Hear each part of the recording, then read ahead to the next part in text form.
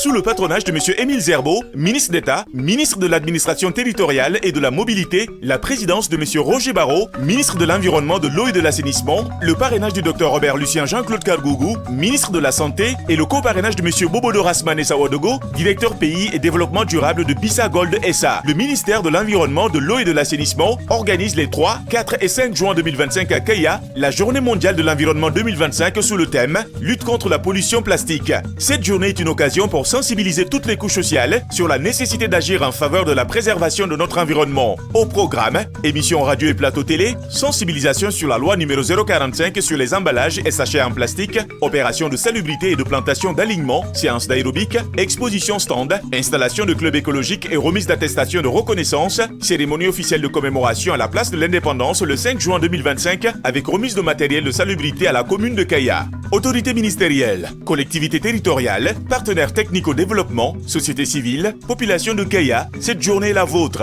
Ensemble, préservons notre environnement.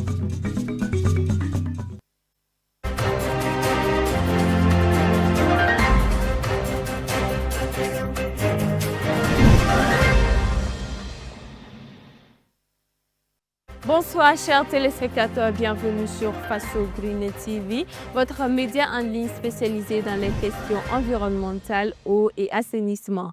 Au sommaire de cette édition, offrir une alternative au projet de restauration des terres dégradées au Burkina Faso est l'objectif visé par cette coopérative féminine de la commune de Laye, dénommée Coopérative Reloindé des femmes de Gantaoudou. Elle met à la disposition des producteurs une variété de plantes telles que le nimier, le baobab, le karité. Des semences forestières sont également disponibles. Restez avec nous pour plus de précisions. Aussi, on parlera de diplomatie environnementale et climatique avec la toute première cohorte de certification de capacité en diplomatie environnementale et climatique. Après 12 semaines de formation, 11 stagiaires ayant suivi des modules sur les enjeux environnementaux et les politiques publiques sont désormais prêts à servir. Voilà, je vous le disais à l'instant, restauration des terres dans la province du Kourouégo, une coopérative féminine de la commune de Laye s'invite dans la lutte.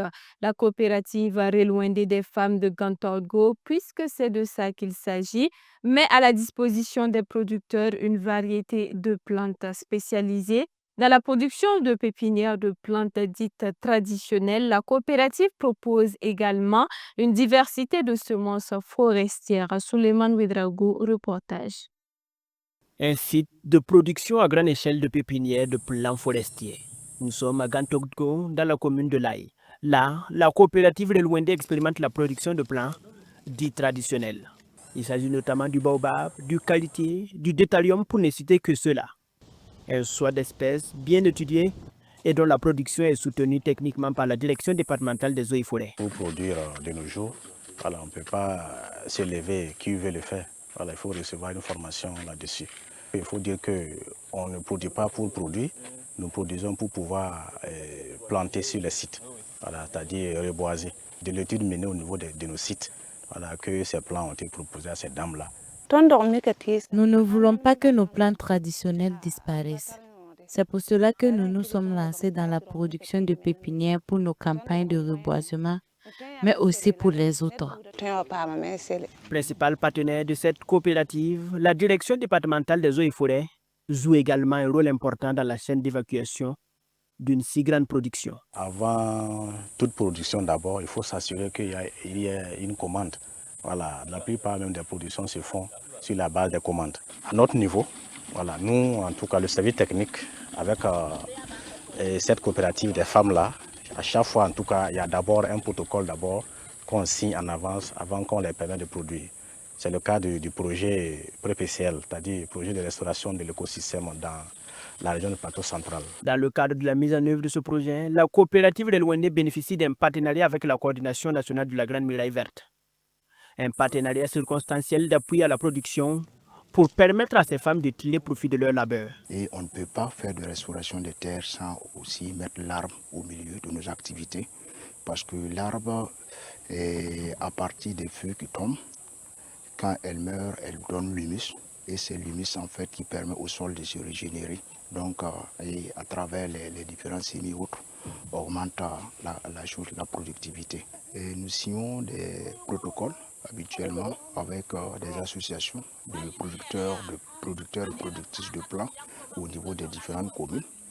Et c'est par ce biais, et ces plants qui sont produits sont rachetés par le projet pour permettre à ces dames-là d'encore augmenter leurs revenus. Du reste, ces productrices restent confrontées à l'épineuse question d'indisponibilité des ressources en eau. Notre principale préoccupation, c'est la question d'eau. Nous n'avons pas d'eau. Pour arroser ces plantes, nous sommes parfois obligés d'aller payer dans les fontaines. La coopérative Relouende des femmes de Gantogdgo est une coopérative forte de près d'une 60aine de membres. Spécialisée dans la production de plants, de miel et de sumbala, la coopérative se veut un partenaire fortement engagé dans les projets de restauration des écosystèmes au Burkina Faso.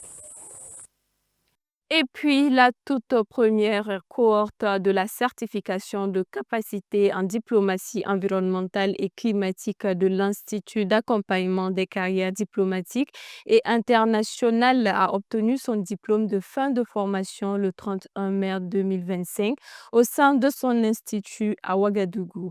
Pendant 12 semaines, les 11 stagiaires ont suivi une formation portant sur 8 modules comprenant notamment les enjeux environnementaux mondiaux et les politiques publiques. Les détails avec Kokou Mieso.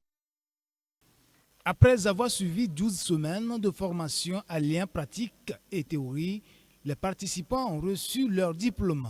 La première promotion du programme de certification des compétences en diplomatie environnementale et climatique de l'Institut d'accompagnement des carrières diplomatiques et internationales, IACDI, a brillamment terminé sa formation à travers le département académique de diplomatie et relations internationales.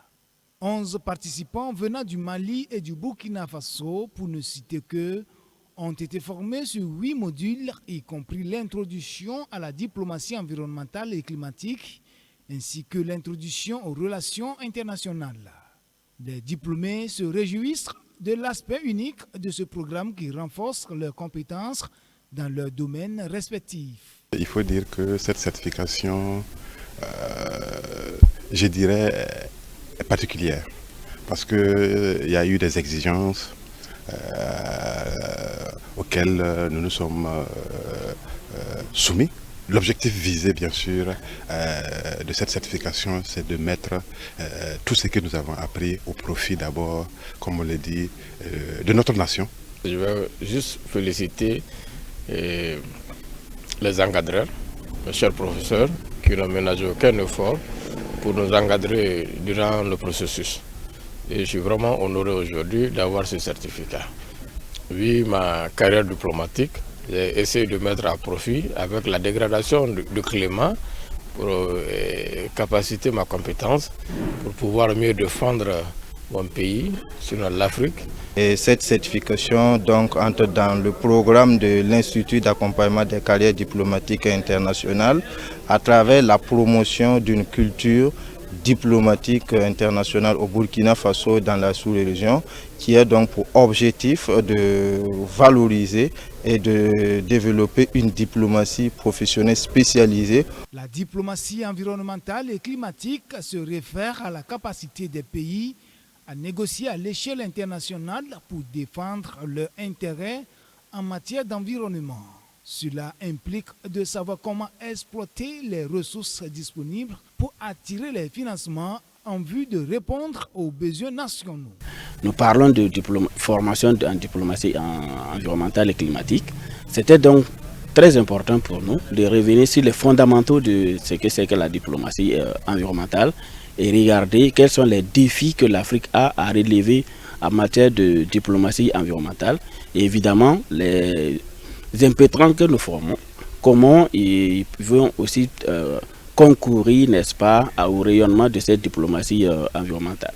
Créé en juillet 2017, l'Institut d'accompagnement des carrières diplomatiques et internationales vise à améliorer et à enrichir les compétences des acteurs souhaitant évoluer dans ce domaine.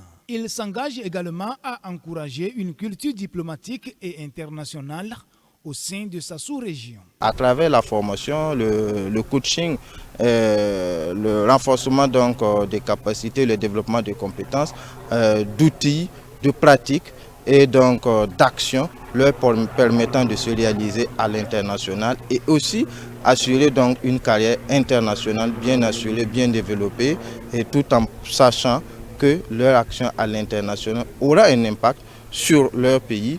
Jacques Bonkungu, représentant le secrétaire général du ministère en charge de l'environnement, Bouraïma Kwanda, parrain de cette promotion, a adressé ses félicitations aux diplômés et les a encouragés à promouvoir les valeurs de cette formation dans leurs pays respectifs. Et puis, pour terminer, le constat est que depuis le début de la saison pluvieuse, plusieurs régions de l'Afrique font face à des inondations qui font parfois des morts et d'importants dégâts matériels. La RDC enregistre jusque-là les plus grandes pertes avec environ une trentaine de morts. Des pays comme le Mali, le Cameroun, la Côte d'Ivoire et la Somalie n'ont pas échappé à la furie des eaux. Un commentaire signé Mamadou Soare. De l'Afrique de l'Est à l'Afrique de l'Ouest en passant par l'Afrique centrale, le continent subit de plein fouet les conséquences des changements climatiques qui se manifestent par des poches de sécheresse, des tempêtes et des inondations. Depuis le début de la saison pluvieuse, des pays comme la Somalie, la République démocratique du Congo, le Cameroun, la Côte d'Ivoire ou encore le Mali en font les frais.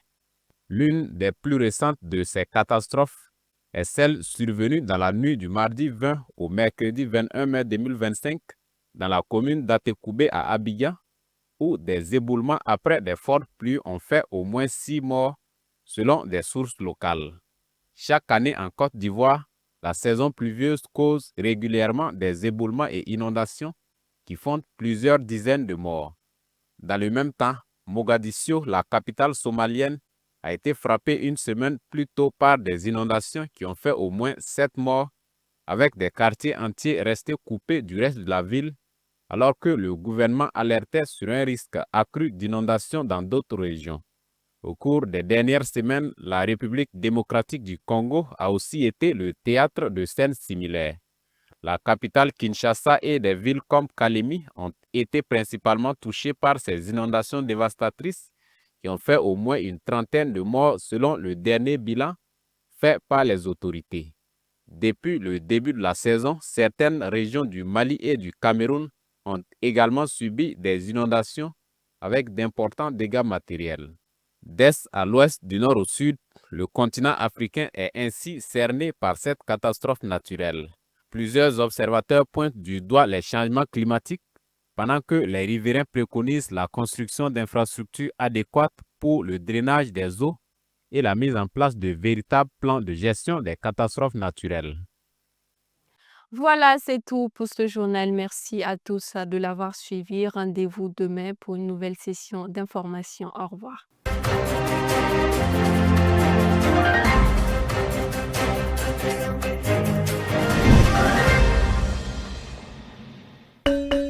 Sous le patronage de M. Émile Zerbo, ministre d'État, ministre de l'Administration territoriale et de la mobilité, la présidence de M. Roger Barreau, ministre de l'Environnement, de l'eau et de l'assainissement, le parrainage du Dr Robert Lucien Jean-Claude Kargougou, ministre de la Santé, et le co-parrainage de M. Bobodo Rasmane Sawadogo, directeur pays et développement durable de Bissa Gold SA. Le ministère de l'Environnement, de l'eau et de l'assainissement organise les 3, 4 et 5 juin 2025 à Kaya la Journée mondiale de l'environnement 2025 sous le thème « Lutte contre la pollution plastique ». Cette journée est une occasion pour sensibiliser toutes les couches sociales sur la nécessité d'agir en faveur de la préservation de notre environnement. Au programme, émissions radio et plateau télé, sensibilisation sur la loi numéro 045 sur les emballages et sachets en plastique, opération de salubrité et de plantation d'alignement, séance d'aérobic, exposition stand, installation de clubs écologiques et remise d'attestation de reconnaissance, cérémonie officielle de commémoration à la place de l'indépendance le 5 juin 2025 avec remise de matériel de salubrité à la commune de Kaya. Autorités ministérielles, collectivités territoriales, partenaires techniques au développement, société civile, population de Kaya, cette journée est la vôtre. Ensemble, préservons notre environnement.